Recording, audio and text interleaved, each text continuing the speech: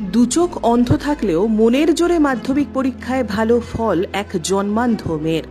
নজর কাড়া রেজাল্ট করল মাধ্যমিকে সেই মেয়েটি।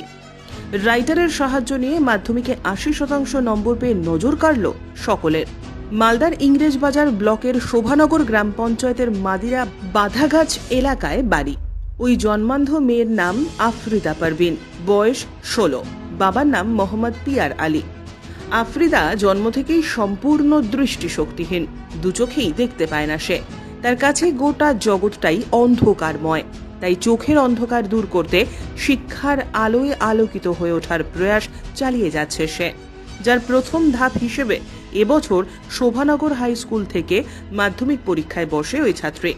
দুজন রাইটারের সাহায্য নিয়ে মাধ্যমিক পরীক্ষা দেয়। সেই পরীক্ষার ফল প্রকাশিত হয়েছে বৃহস্পতিবার, আর তাতেই আফরিদা নজর কাড়া ফল করেছে।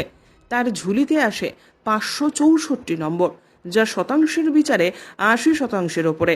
আফরিদা ছোটবেলায় মঙ্গলবাড়ি আর.পি. রায় মেমোরিয়াল ব্লাইন্ড স্কুল থেকে পড়াশোনা করে। পরে শোভানগর উচ্চ বিদ্যালয় থেকে পড়াশোনা করে। সেখান থেকেই মাধ্যমিক পরীক্ষা দেয় এবছর। স্বভাবতই তার এই ফলাফলে বেজায় খুশি তার পরিবারবর্গ সহ স্কুলের শিক্ষক শিক্ষিকারা। হ্যাঁ, ভালো হয়েছে অবশ্যই। তবে আমি যেরকম পরীক্ষা দিয়েছিলাম ৬০০ প্লাসের টার্গেট ছিল।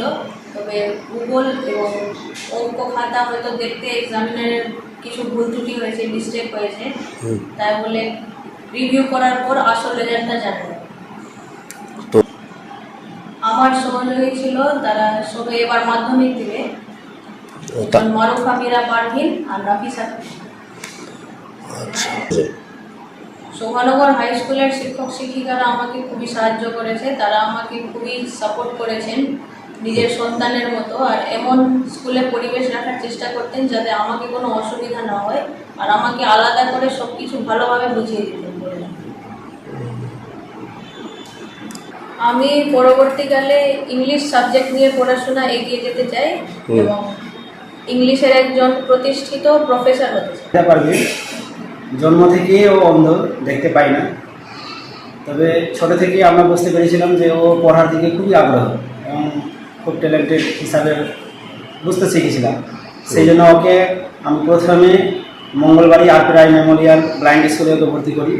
সেখানেও ক্লাস 5-6 পর্যন্ত ওখানে পড়াশোনা করে তারপরে কিছু কারণবশত আমাদের রাজ্যে লকডাউন যখন শুরু হয়ে যায় তখন আর ওকে পড়াশোনা ওখান থেকে আগানো যায়নি।